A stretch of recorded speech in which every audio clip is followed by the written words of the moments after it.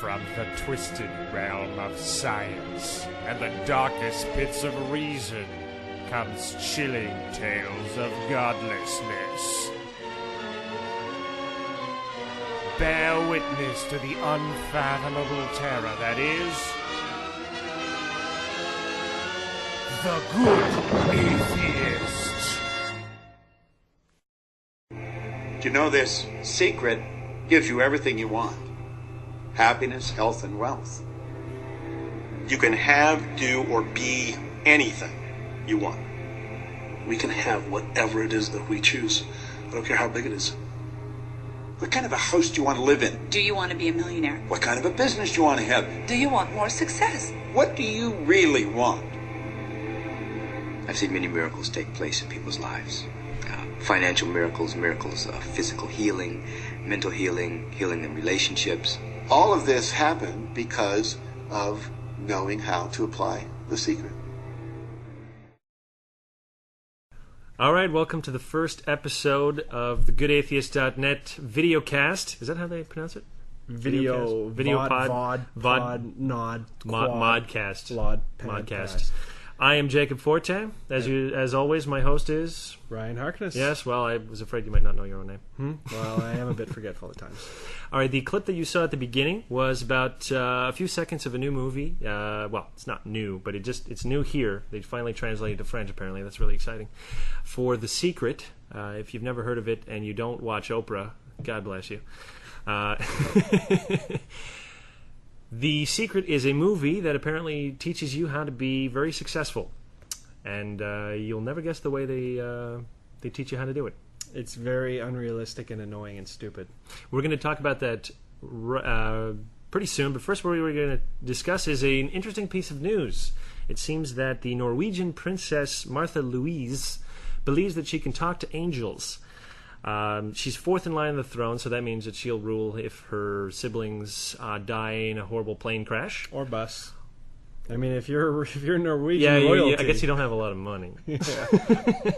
Well, she's studying in physiotherapy, so it's not exactly like she studied in, I don't know, Princessy 101. Princess 101. Princess 101. No, Like they actually have to work. Not according to the Disney movies, they don't. It's just like, you've become a princess. Then they give you a small dog and a big wardrobe, and hijinks ensue. Yeah, well, first you walk in the high heels for the first time, and you fall because they're like 8 feet high. Yeah. Yeah, that's this. And then you go to the big royal dinner, and you mess it up. Everything goes wrong. Mm-hmm. And yeah. And the Duchess of Winkydale, which is a make-believe one, sort of like introduces you to the wonderful Prince Harry Winky of Winkydale. It's because they can't. Oh yeah, and then the princess and the prince get married, even though technically they're all related. You're not supposed to know that. They don't go through a genealogy tree at the beginning. Leading us down 400 years of brutal oppression by incestuous royals. It's the fairy tale come true. It's the history repeating itself. Well, anyways, apparently she learned how to communicate with angels, with her, how riding horses, I've heard of women having experiences when riding horses. Yeah, but I've never... sometimes it could be so good that you think you're talking to angels. They were in a bumpy meadow. Yeah. Let's just say they were in a little bit of a bumpy meadow. She spoke to God. Well, not God, but apparently she also has the ability to hear people's thoughts and feelings. What that means is when somebody looks like this, she's like, wait, you are sad. And somebody, like, knowing her position, every time she did something that was even slightly okay, people were always like, that's amazing. You know what? You have a power. This is an unfair assumption. You are making assumptions. That is a little unfair. But then again, okay, we've got two sides here. We've got, does she actually hear angels, and can she actually read thoughts? Well, those are two different things, I guess. And how are they related, anyways? No. Can she, or is she crazy? That's a tough one. See, check this out. This is video podcast action right here. You can see. Do you see that action? The scales. Those are two hands moving. And you see what? Oh. You crazy. do realize though that there will be some people that are actually still listening on podcasting. Okay. For those of you not watching the video, he was moving his hands up and down in a scale-like manner. It's quite good. Yes. Yeah. Okay, so she's opening up a school. She decided that she wants to teach you and me, well, not us specifically, Norwegians, but all of us, how to communicate with angels and presumably talk to each other using our minds. Because apparently voices are not enough. And it's going to cost about 24,000 Norwegian crowns. It's about $4,000 American. That's a pretty weak every crown. year. That is a weak crown, isn't it? I guess that's why they have to be opening schools and things like that for alternative methods of making money. Yes. Not exactly very rich. Yeah. All right, moving on. Let's talk a little bit about The Secret. Now, you watched this movie recently. You watched this today. I forced you to watch it. What did you think? I think it has to be one of the most disturbing things I've seen since Jesus Camp. Yes. Well, you know, it's disturbing because it is like conspicuous consumption meets the new age bullshit that everybody just, you're driven crazy by. And now they decided that they're going to combine this. So it's no longer the new age being like, we want to be with the Mother Earth and we want to do good by it. No, they're just like, we want to consume. You want that car? It's just more like, we want stuff. Yeah, I like stuff. Give me stuff. How do I get more stuff? The universe is apparently a giant catalog. Are you ready for that? Of goodies. Oh yeah, of goodies. Now they claim that it's like a genie. They actually have a nice little graphic. Yeah, no, it's unlimited. This is what I got to tell you. Actually, the production values were pretty high. Well, they were pretty high, but they were pretty hokey. I think in another 15 years we're going to watch it, and it's going to look pretty stupid. Well, you know what's really hilarious? It's like the entire time you watch it, you swear to God they were on ADD. It's like, when she's checking out the books and stuff like that, it's like super adventure line. You swear to you're Indiana Jones, for God's sake. Well, when she was typing, it sounded like the horses were like riding right down the door, and I was like, and I'm like, wow, this is pretty. I was like, damn, where's she going? Oh yeah, she's going on the internet under fraud. That's what she's looking at. But the most upsetting thing about this is that my mom bought this. This is my understanding of it. She saw it on Oprah. She bought it. And we were talking about it last time she was up, and you mentioned it, and she was like, she looked at me, and she was like, I have that. But she kind of looked sheepish, so I'm not too sure if she actually fell for it or what's going on. Well, here's the thing. I mean, you mentioned it before. I think what they were trying to do is, with the Oprah special, I didn't watch it, but I think what they were trying to do there is they were trying to say, well, sell it probably as the power of positive thinking. And you know what? Positive thinking does kind of work. I mean, I'm down with positive thinking. Yeah, I'm down with it too. I'm a negative bastard, and I wish I was positive like you. Yeah, I'm positive. Positive like, oh, this whole thing is going great, and oh, this atheism thing is so positive. And well, don't be negative about it, dude. We're just doing a video cast. You got to be positive about that with me too, buddy. You got to put that thought out to the universe, all right? Or else it's just going to fail. Mm-hmm. That's true. That's true. If I keep on thinking, and this is what drives me nuts. I mean, as Jake was saying, you've got positive thinking, and the power of positive thinking is powerful indeed. I agree with that. Sure. I mean, just look at its correlation towards, say, getting laid. Oh, absolutely. I don't think that anyone who thinks negatively ever is going to have sex. Well, if he pays for it, I suppose. That's another episode. But nothing wrong with that, technically. We'll go into the morality of using prostitutes later. Yeah, well, maybe not this episode. Yeah.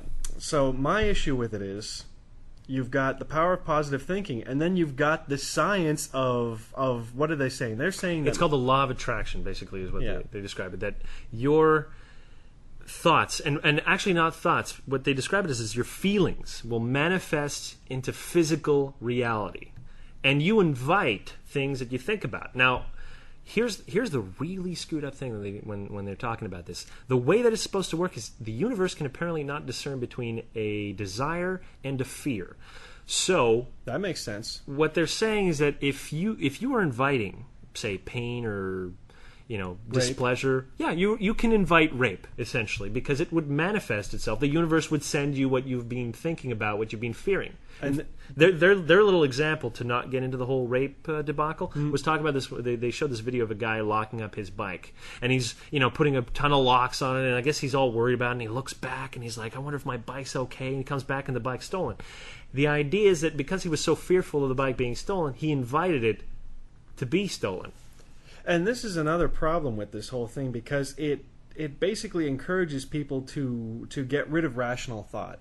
I mean, basically, if you're worried your bike is going to get stolen, chances are you are in a neighborhood where your bike is likely to get stolen. You're going to take the necessary precautions, presumably. So if they're saying that you shouldn't do that, then that's stupid. Well, here's what they do. Basically, they talk about this one thing, and it's kind of like this, I forget what it's called. It's something about emotions. Anyways, what they want people to do is think with their emotions. Mm-hmm. They're like, this is the best way for you to get whatever the hell you want. Yeah. And you have to use your emotions as a guidance. But what happens about that, and this is the clever thing about it, is that by using your emotions to, to react to your environment, you are inhibiting your rational faculties in favor of some very primitive, mechanisms. So, say greed as a perfect example of that is a very primitive mechanism. It's something that you're going to rely on, especially if you want stuff, right? You're going to see a guy in a really beautiful car go by, and all of a sudden you have to emote that. You have to really want it. You have to it's almost like praying for it, right? You have to keep focusing on it. And it's this focus that, it sort of deters you from all this other stuff that you should be thinking about. Like, for instance, why am I so consumed with the idea of owning a nice car? What good will it bring me? What other problems would I have if I had a nice car? Insurance, possibility of it being stolen. I mean, there's a lot of things you should think about with the stuff that you own, but that's discouraged. You have to feel it out the entire time. And the more you think, the less likely you are to actually get any of your goods, I suppose. Yeah. And that's not only the insidious thing, but we just talked about it before, but I want to really drive this home, is the fact that they are blaming victims of any crime, and they are discouraging people from essentially protesting against war or protesting against global warming, because by thinking about it, you can't discern between that fear and the desire. You're inviting it. So apparently, I would assume that global warming is a result of all the scientists studying it. Did they actually say that? No, they don't say it, but that's the obvious conclusion. Oh man, that's they do discourage people from protesting war, though. They are specific about that because they're like, well, this creates war. Did they specifically talk about any wars as an example? No, I don't think they used war as an example. I know they used a specific example of a guy who was being gay bashed and saying he was bringing it upon himself. I was so uncomfortable during that entire time. I'm thinking, like, where's this going? He's putting out his gayness to the universe, and it's his fault that he's getting assaulted.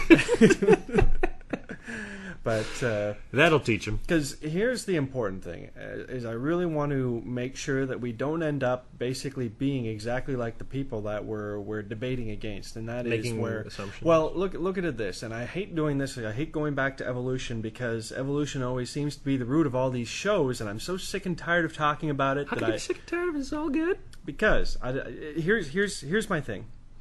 I don't want to simplify it down. You know how you always complain that the evolutionists or the creationists are always saying, we didn't come from monkeys, that's stupid. And that's a simplification of all of the issues that are behind evolution. Right, and it's I just a straw want to man make argument. sure You create that, a straw man that you knock down. That we're not just saying that the whole concept of The Secret is wish for things and they'll come true, when that's not the case. But to make it clear for this, that is exactly what they're saying. Yeah, that's the case. Actually, we're going to be showing a ton of clips, because I know that people are probably not going to believe us if you haven't seen it. You're probably assuming, like I did, that at the beginning it was just going to be one of these feel-good, if you put yourself out there and you have a positive attitude, then you're going to be rewarded. But really, no. I mean, the insidious thing about the video and about the book is that they encourage people not only to really fantasize and pursue these really selfish desires, while simultaneously discouraging, inquiry and free thought. But at the same time, and this was the curious thing, and this is the thing that made me really kind of question it. They keep saying that the world's most powerful men and the greatest teachers of all time knew the secret. Well, obviously, I don't seem to recall Plato ever saying that kind of stuff, or Einstein. These are examples that they use. And obviously they misquote people all the time throughout it. But the weird thing is, you have to wonder, they're saying that these rich men know the secret and they don't want to share it because that's the secret of their power. I would argue that the secret of their power is to continue to make us believe that by wishing things they come true. Because you have to wonder, is that really not the best way to keep people in misery, to keep people poor, saying, well, you know what, it's your fault, you wished wrong.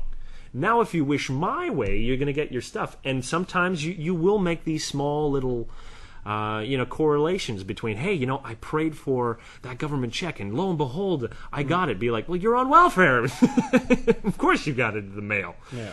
But they may only regard those as saying, like, well, this proves that it's true, and therefore launch themselves completely into it and forget any critical thought that they had against what is essentially a very ridiculous idea. Now, I just want to clarify this. Are you saying that this secret thing is a conspiracy? No, I'm not saying. I don't want to get all conspiracy theorist on you, but what I'm saying is that this is just another example of how misery can be perpetuated, essentially from those that pretend that they can take it away.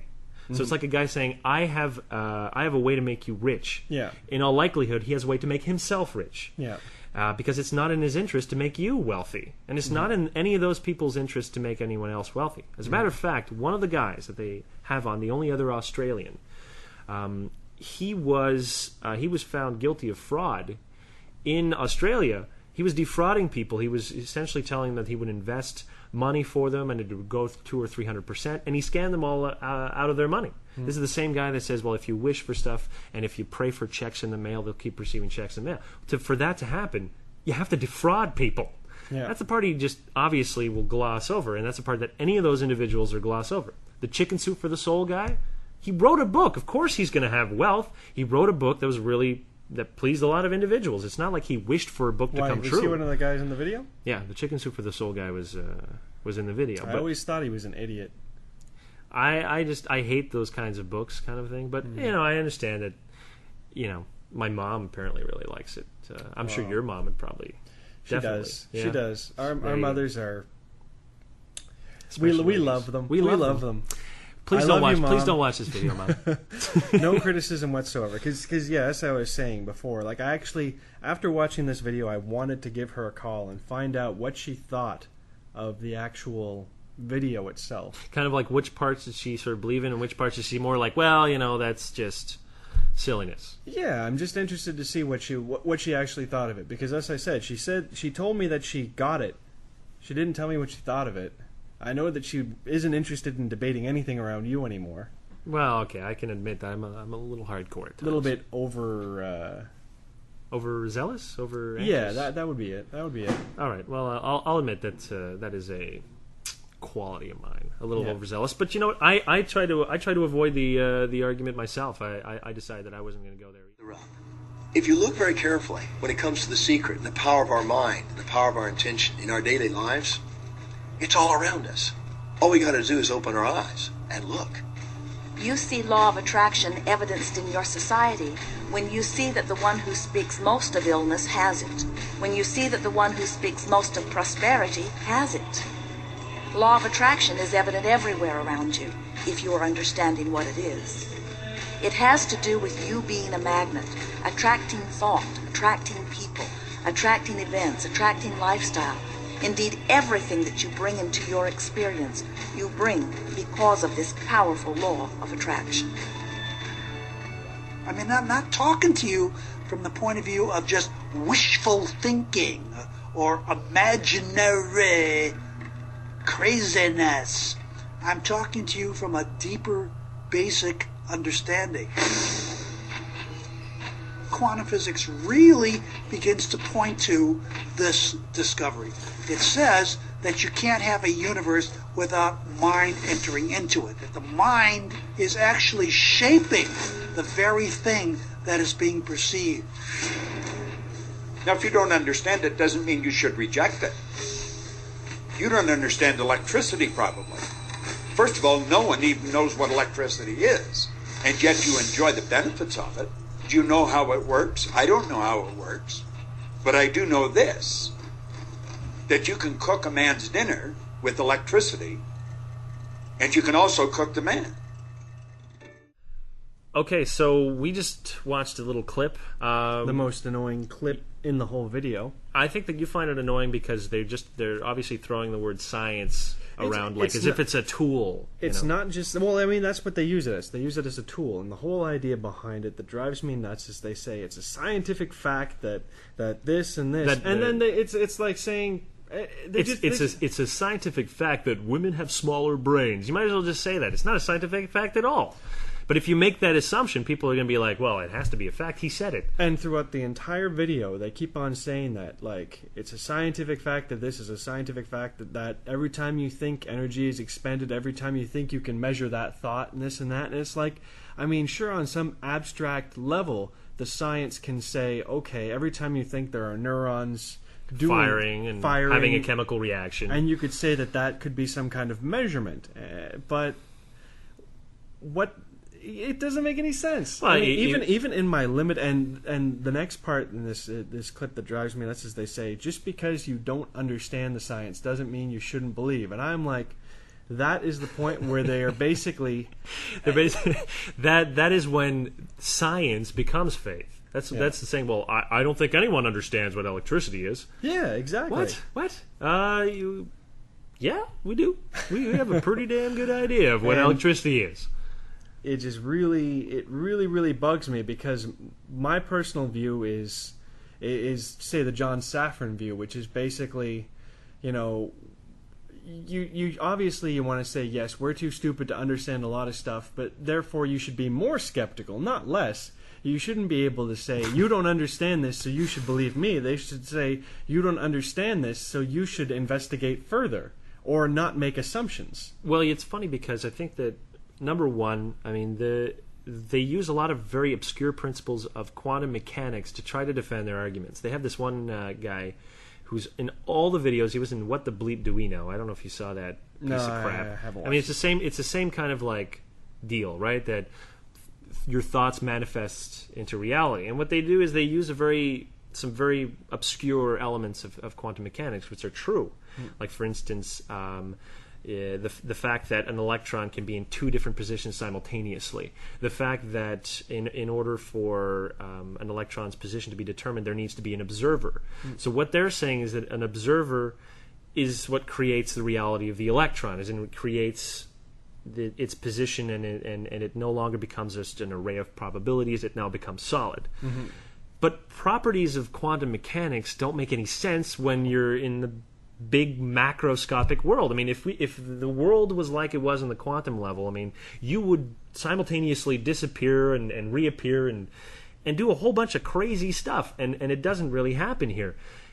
And that's actually one of the interesting things about quantum mechanics. It doesn't make sense with the laws and rules that we have in the big world. Gravity doesn't work in it, and that's one of the very confusing things. That's why scientists are trying to bridge those two gaps.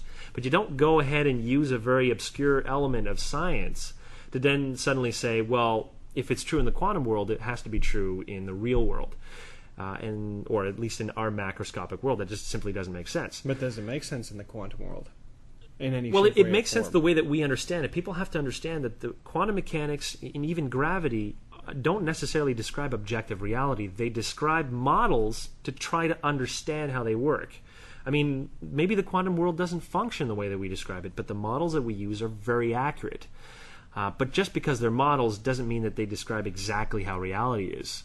And that's all they are. They're models to understand and to make predictions. And our models are constantly being, re-examined and retooled. And I'm positive quantum mechanics will be retooled and remodeled and the model updated. But until then, you don't suddenly say that those principles that are true now are somehow manifest themselves and make your obscure, strange ideologies function and work. And that's what really bothers me. It's not just the fact that they say, oh, well, it's been proven scientifically that a positive thought is 100 times stronger than a negative thought. I mean, where the hell's he getting this? I mean, first of all, if that was even true, wouldn't we be filled with constantly positive aspects? I mean, according to his own measurement, I probably have far more positive thoughts than negative ones. The negative ones should be negligible. I should never be attacked. I should never get anything stolen. I should never be assaulted or robbed, because apparently it's not as strong as positive thoughts, and definitely I'm not sitting at home all day long worried about being robbed. I mean, All right, I got to calm down a little bit. I'm getting a little frustrated here. But that's how I get when they suddenly start ripping on the science and suddenly saying, well, we're gonna usurp that element and we're gonna ignore everything else. And the truth is that there is no such thing as the law of attraction. That it's not the most powerful force. It doesn't even exist. How do you measure the law of attraction? What, based on good feeling, good times? No, it doesn't make any sense. I mean, they use the word law without even understanding how laws work in science. Laws have to be tested. I mean, so thoroughly tested that, law of gravity has to be that tested in order to be a law. Now, here's a question.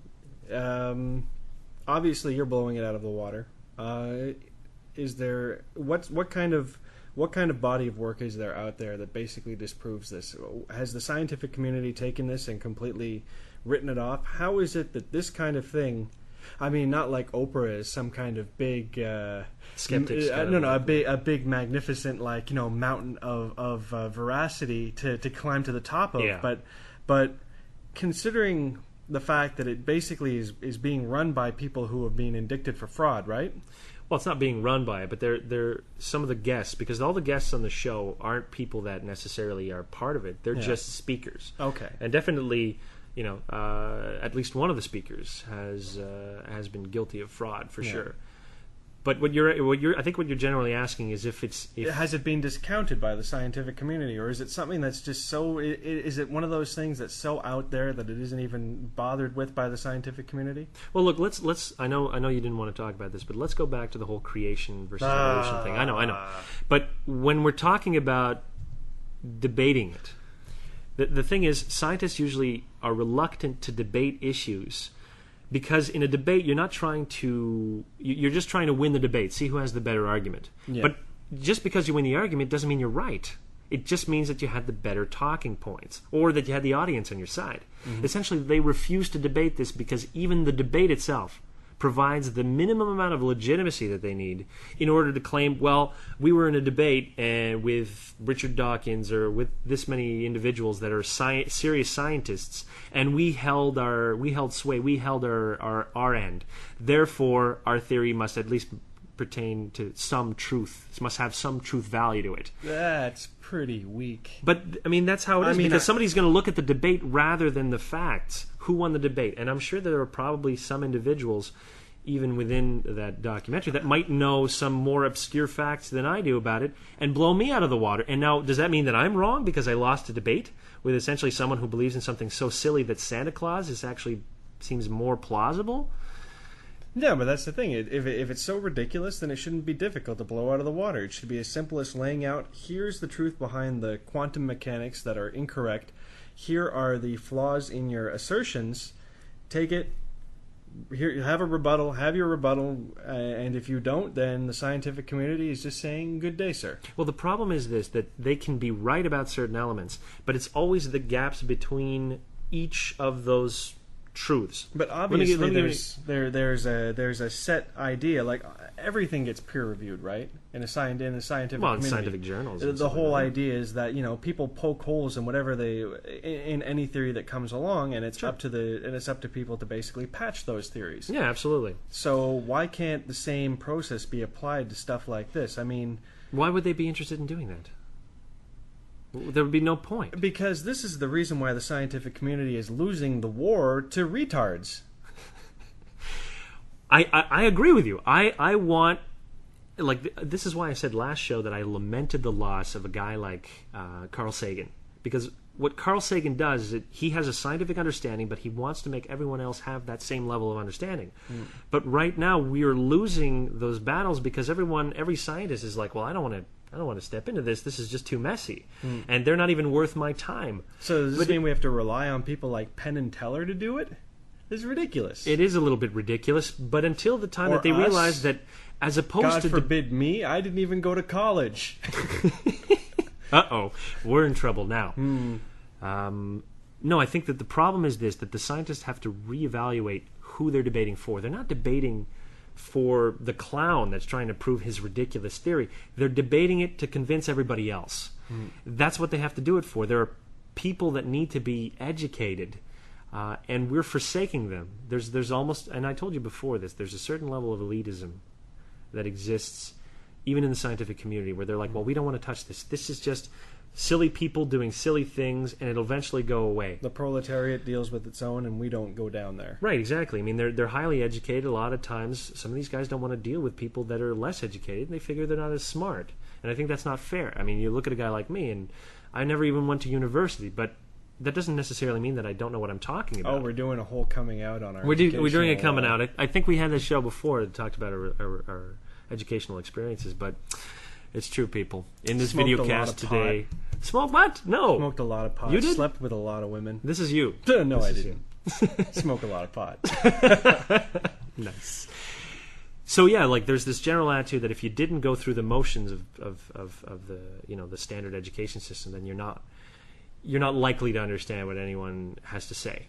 Well, I don't understand the whole quantum mechanics of it, which is why I'd appreciate it if someone who actually had, a degree in quantum mechanics would take a look at it and go, "This is wrong."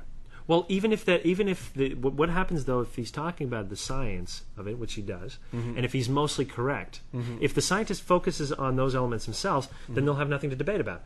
What they should be debating is the leaps between each argument. Like if they argue that this is a principle of quantum mechanics and this is true, they're making that assumption. Well, if this is true, that must mean that people can manifest reality.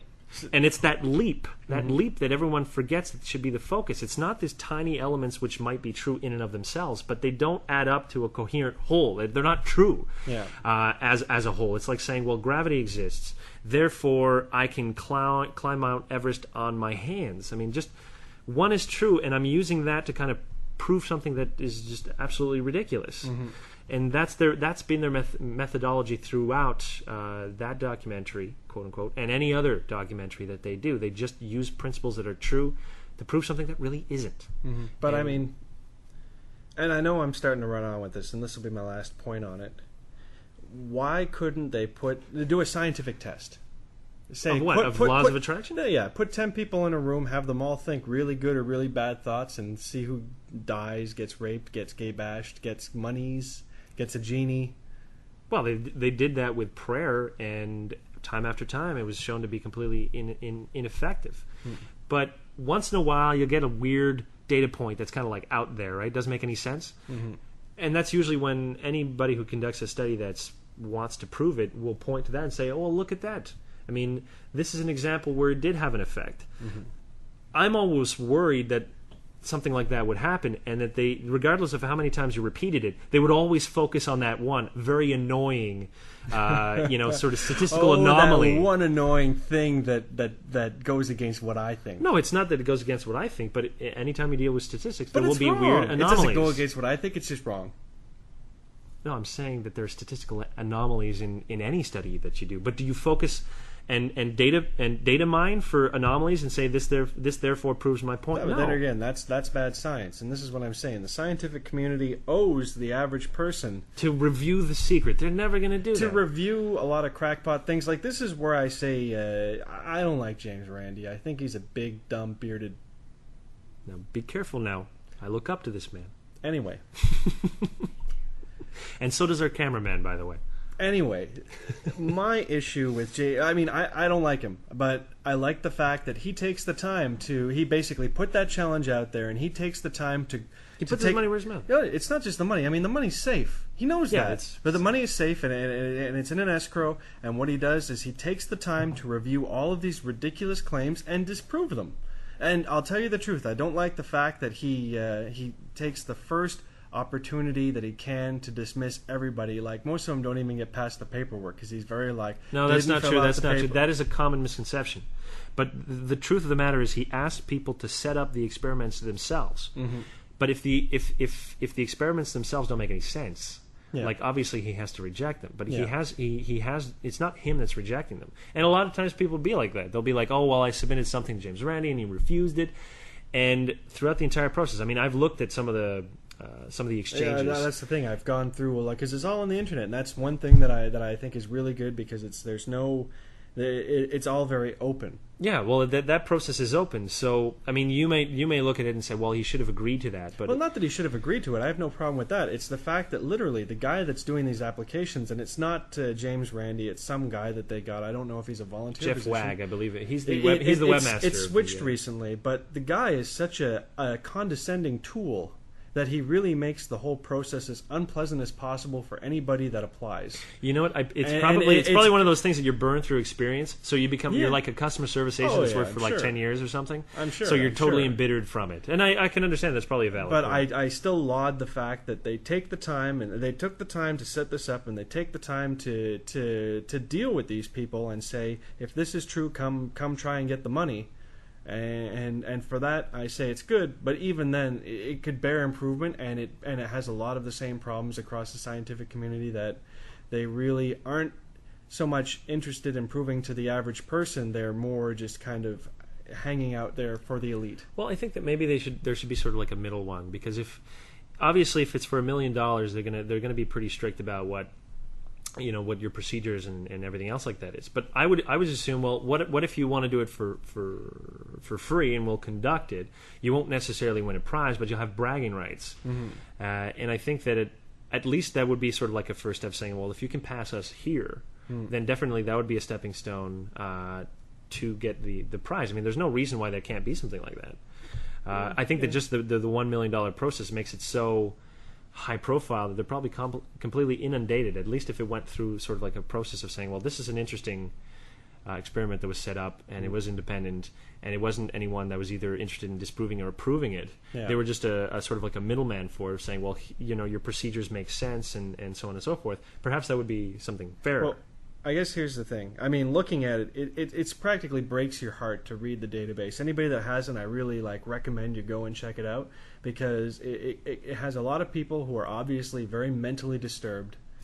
Spelling in capitals all the time. No, it's not just that. It's the fact that they're literally insane. And you feel bad reading it, because you figure, they believe these things, and these things fundamentally change their lives for the worst. And this is where you worry about things like The Secret, because The Secret definitely has the potential to really ruin people's lives. Not in a head-first car collision obvious way, but in a really it'd be definitely a slow, meticulous way. If a person feels, like I said, when it's blaming the victim, if they feel that all of their bad luck and everything else like that is a result of them, then they're constantly blaming themselves for any failures, and they may not be able to overcome that, and just become these sobbing mess, always saying like, oh, it's my fault that I don't have all this, I didn't think the right way, I didn't emote things the right way.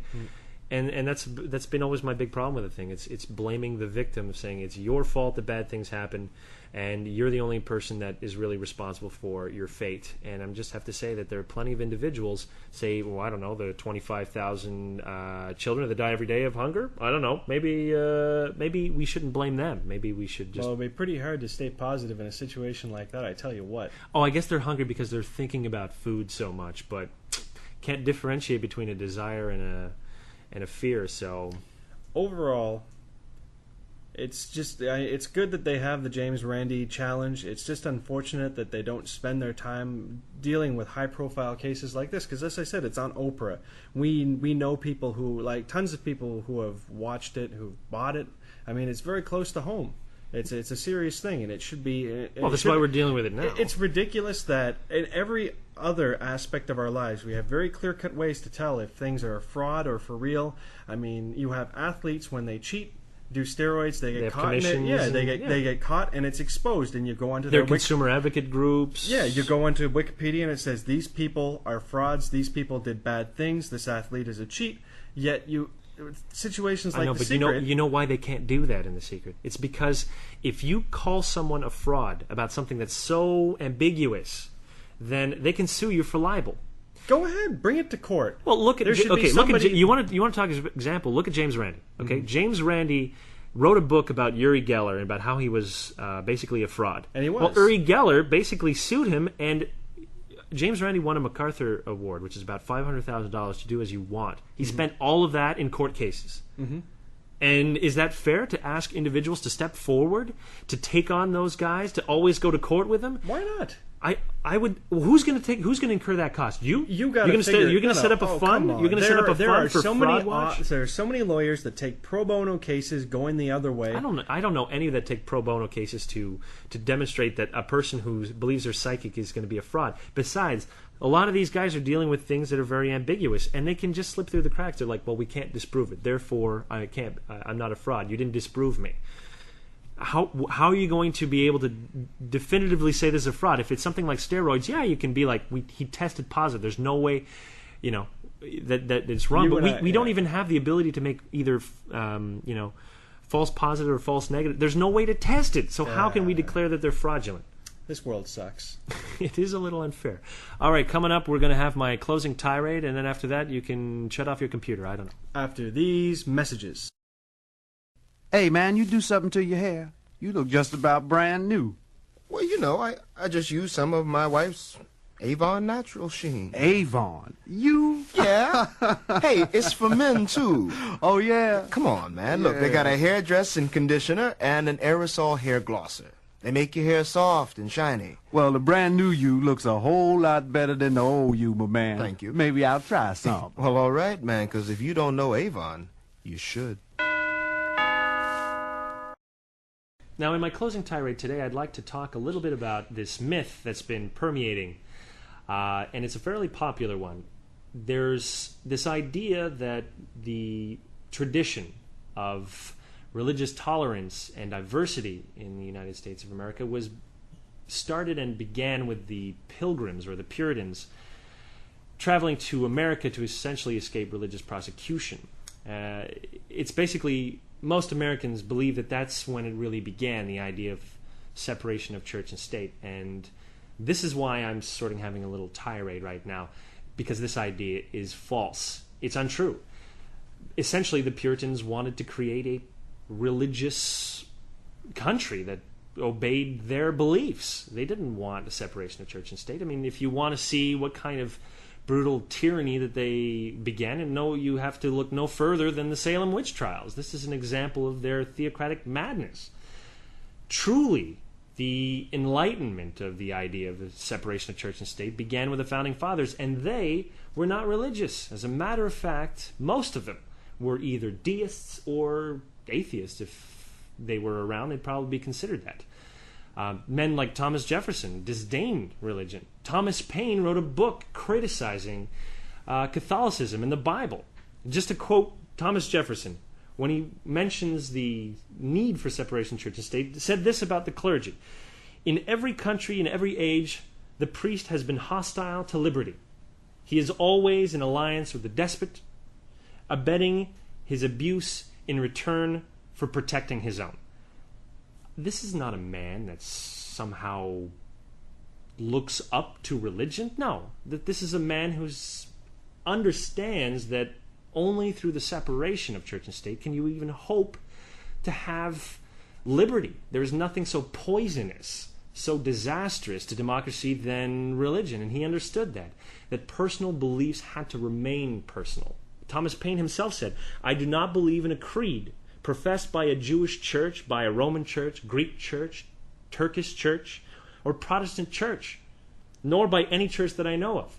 My own mind is my own church." And I have to agree with him that you can believe whatever it is that you want to believe. That's fine. But the idea that in the States, that the importance of separation of church and state was a puritanical idea is nonsense. These were the founding fathers of America were men like me, atheists or non-theists, or like many of the people that I know. They believed that personal liberty began with the separation of church and state. And I'm inclined to say that it's disappointing that in today's world it's no longer the case. I mean, these were men that were outnumbered by their sectarian counterparts. I mean, there weren't many deists at the time. Weren't many men of the Enlightenment, but they were a few, and they managed to convince an entire country that was religious that they should separate the two. And now we're seeing the reversal of that. We're seeing the fact that most people want to see a return of religion to politics, and that is what's disappointing. And what I urge you, if you are yourself an atheist or non-theist or even an agnostic, to continue the tradition of separation of church and state, that any individual that claims that the United States is a Christian nation, or any denomination, of any religious denomination, needs to be put in their place, needs to be made to understand that it is not the case, that the importance and the survival of American democracy, or any democracy around for that matter, rests on the idea of the separation of church and state.